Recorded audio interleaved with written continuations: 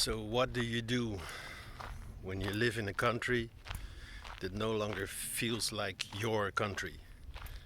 And yeah, a lot of Europeans are feeling this. I don't know about the US. I mean, the US, uh, it's not actually a country. Yeah, the United States. Um, so let's speak about Europe, because Europe has a huge uh, migrant, immigrant uh, problem, and everybody pretty much is like ignoring it or denying it, or just, they don't want to think about it. But what do you do when your neighborhood is slowly deteriorating? And yeah, I just saw here in the parking lot a Dutch couple from Amsterdam, and they have a little house in the east of the Netherlands, and now they're en route to France, Dijon, which is in the northeast. And yeah, it's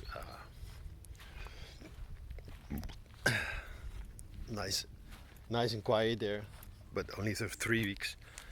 So I started talking about this topic because this is what is in my it popped up in my reality the last couple of days.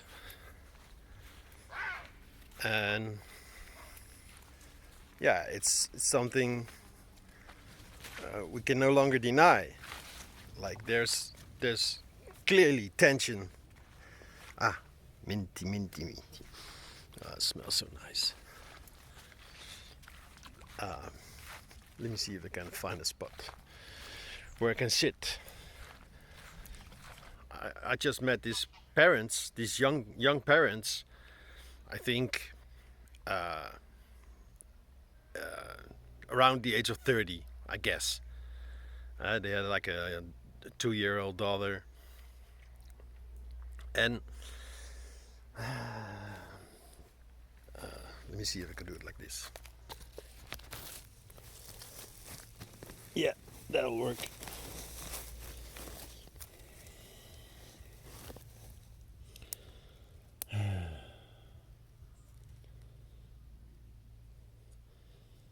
So, you have a 2-year-old and a job, and you have a house in Amsterdam, and apparently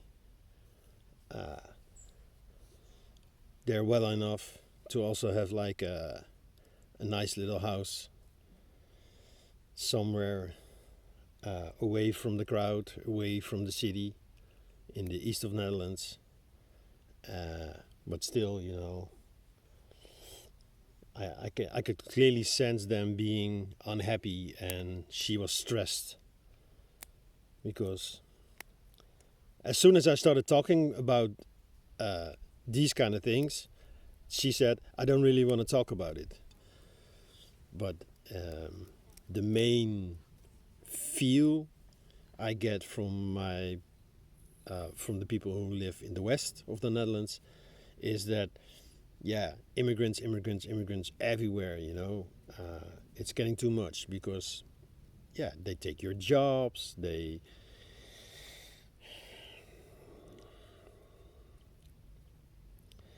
I think in England in the UK it's a bigger problem, because there the tension is running really high. In general, Dutch are okay with, okay, your neighbor, you might have problems with your neighbor, but usually we figure things out. But as soon as, and I think this is why extreme right in France, in the Netherlands, and in Germany were gaining a lot of support, is as soon as things start to become a little bit more difficult, like economically. And right now, because of inflation, things are getting tense. Things are getting really tense. Gas prices going up, energy prices going up, house prices going up, grocery, everything is becoming more and more and more and more expensive. While, yeah, the mid class, as we used to have, is slowly becoming either lower class or upper class. And upper class, you know, in general, they live in the east or in the south of the Netherlands, and they don't care, you know. They have their holiday house somewhere else, in general, or they just. What I see is they don't care because they live there in their own little bubble, in their own little castles. Usually in places where there's very few immigrants because housing prices are just too high. But then again, so many people are waking up, and the Netherlands might actually be the first country where so many are awakened that they will start running the show. And then things will change rapidly because we are known, the Dutch, for our innovative thinking, our out of the box thinking. So we might actually be the first country that is no longer a country. Maybe there will be like 2 or 3 city states, and the rest will split off and say, okay, you're gonna be a city state, then we want to be an independent state. Who knows? Who knows? The fall of democracy actually leaning to sociocracy, something like this. Yeah, something to ponder upon, something to think about, something to lie awake all night, which I don't because I'm just observing all of this. Yeah. All right. Another fun episode of. I don't know. Okay, so if this is a staying sane episode, how do you deal with this? I think that's a good question. So, if you're living in Europe and or the UK, which for me is also Europe. I don't mean the European Union, but the Europe as location. So if you're living in Europe and you see, you notice within yourself like, yeah, I'm getting really annoyed by them. Then the only thing you need to do is realize they are human as well. They are just humans, just like you, fighting for survival, looking for another way to live in harmony. And you can call the next generation egotistically or self-centered. No, I think they're just as you, trying to survive in their own way. So of course, with the digital world, they live in this, closed off world, because the outside world, they don't really care about the outside world because they don't have to deal with the outside world. So what we can do, and I mean my generation, maybe you're a bit younger, but let's say those above 30, what we can do is be the example. Be aware of how you sometimes react aggressively or defensive, maybe even offensive.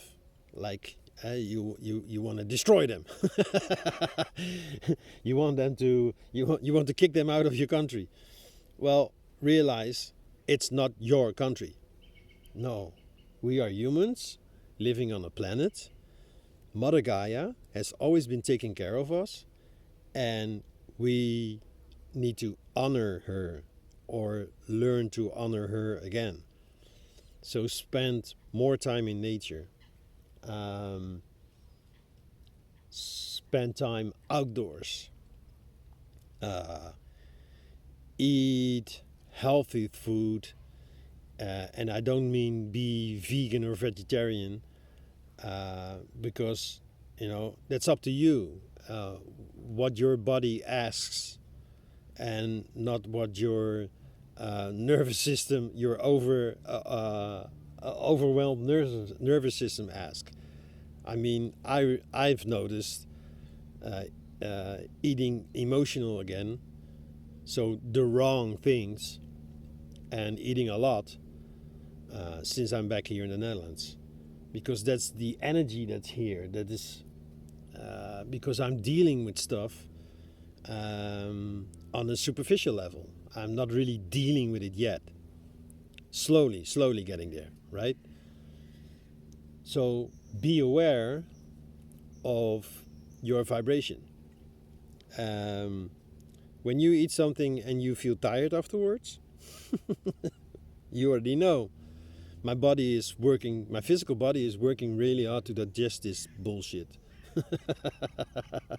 this poison, well, it's not feeding you. It's, what is it called? Nurture. Well, it's filling you. We so often eat food that is merely just filling. It's not really nourishing you.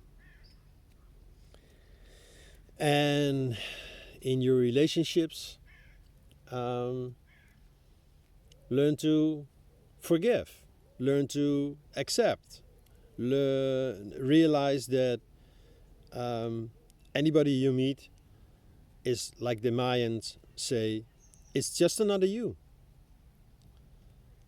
You're just meeting another you or another human. I think that's how you stay sane in this crazy world. Realizing that we are all in this together. So be aware of separating the divide and conquer tactic they're using. Beware of the fears that you might still hold on to, or beliefs you might still hold on to because of fear, because of what might happen.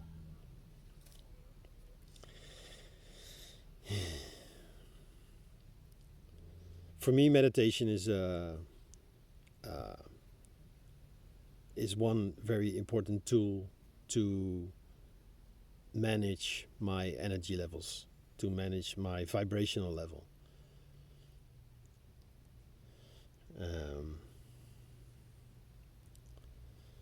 More about this in a separate video.